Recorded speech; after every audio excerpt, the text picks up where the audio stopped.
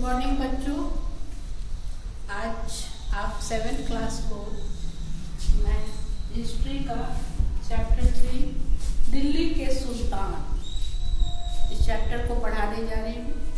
पिछले चैप्टर में आपने पढ़ा कि मोहम्मद गौरी के द्वारा भारत में आक्रमण किया गया और 1194 ईस्वी में पृथ्वीराज चौहान को हराकर उसने हिंदू साम्राज्य को समाप्त कर दिया। उसके 2 साल के बाद कन्नौज के राजा जयचंद को 1196 ईस्वी में हराकर मोहम्मद गौरी ने काबुल से अफगानिस्तान से लेकर बनारस तक अपना शासन स्थापित कर दिया।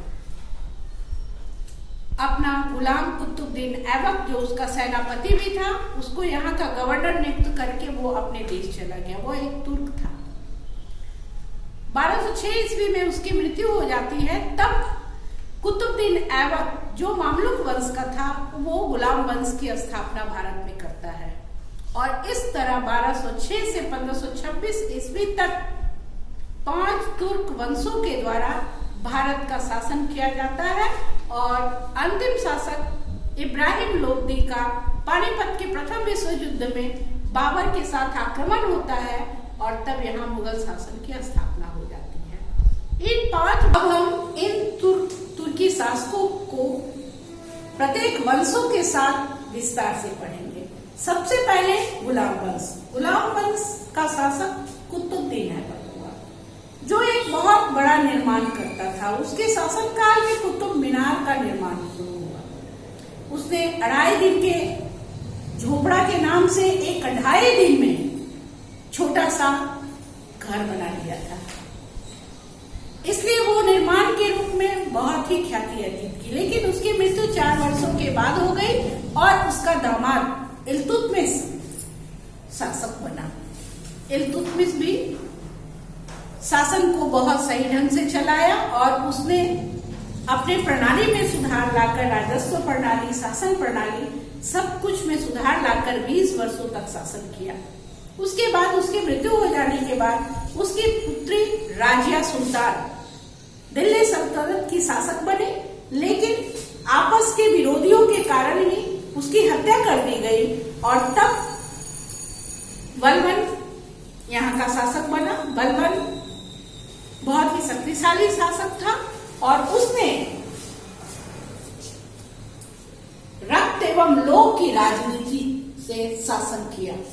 उसका शासन कठोर था और अंतिम तुगलक शासन को खत्म करके, हरा के खिलजी वंश की स्थापना हुई। खिलजी वंश में 70 वर्षीय जलालुद्दीन खिलजी वंश की स्थापना किया, लेकिन बहुत बूढ़े और बुजुर्ग होने के कारण उसका दामाद अलाउद्दीन खिलजी ने उसकी हत्या कर दी और वो शासन पर अधिकार कर लिया।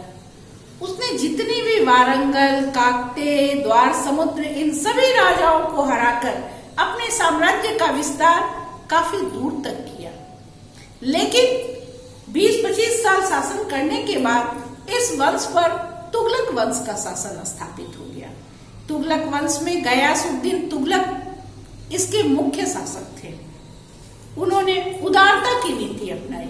वो हिंदुओं के साथ भी अच्छा व्यवहार करते थे और अलाउद्दीन खिलजी के द्वारा लगाए गए जाजिया कर और कई करों को उन्होंने समाप्त कर दिया।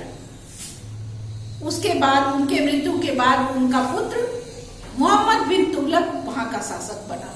मोहम्मद बिन तुगलक को इतिहासकार बुद्धिमान मूर्ख तो पागल करार कर देते हैं। उसके नीतियों के कारण वहां की जनता को बहुत दुख उठाने पड़े। मोहम्मद बिन तुगलक हृदय से खराब व्यक्ति नहीं था। उसने 3 तरह की नीतियां उस समय लागू की और तीनों नीतियां उसकी फेल हुई। पहला नीति था कि उसने राजस्व को बढ़ाने के लिए दोआब क्षेत्र पर टैक्स बढ़ाया। वो टैक्स उस समय बढ़ाया जब दोआब क्षेत्र में सूखा पड़ा हुआ था। दूसरी नीति उसकी थी कि उसने चांदी के सिक्कों की जगह तांबे का सिक्का ढलवाना शुरू किया। सभी लोग ढालने लगे। और तीसरी नीति थी, तो दूसरी नीति इसकी थी कि सिक्कों को, इसने चांदी के सिक्कों को छोड़कर जब उसकी कमी हुई तो उसने तांबे का सिक्का ढलवाना शुरू कर दिया और ये नीति उसकी पूरी तरह से असफल हुई। और तीसरी नीति इसकी थी कि इसने अपनी राजधानी को दिल्ली से देवगिरी, जो उस समय देवगिरी नाम था, आज दौलताबाद नाम है, दौलताबाद ले गया। जाते जाते रास्ते में उसके कितने लोग मर गए, कितने जानवर मर गए, बहुत सारे पैसों की हानि हुई और फिर वहां रहकर उत्तर भारत को पूरी तरह से देखा नहीं जा सकता था, तो पुनः वह दौलताबाद से दिल्ली अपनी राजधानी लाया। ये भी असफल रहा। इस तरह उसकी तीनों नीतियां असफल रही और अंततः इन शासकों में से बहुत सारे शासकों ने बहुत अच्छे काम भी किए। इन्होंने एकता प्रणाली, राजस्व प्रणाली, तो चालीसा, कई तरह के व्यवस्थाओं को लागू किया और धीरे धीरे ये व्यवस्थाएं पूरे भारत में फैली। इसके बाद और भी वंश हैं, सैयद वंश और लोधी वंश। इन वंशों के बारे में कल हम पढ़ाएंगे और इनके शासकों के बारे में भी कल बताएंगे। उसके बाद सल्तनत काल का कैसा शासन था, कैसा उस समय का ऐतिहासिक स्रोत था, कौन कौन आए थे, क्या क्या किताबें लिखी गई थी, इन सारी बातों को विस्तार से हम अगले वीडियो में बताएंगे।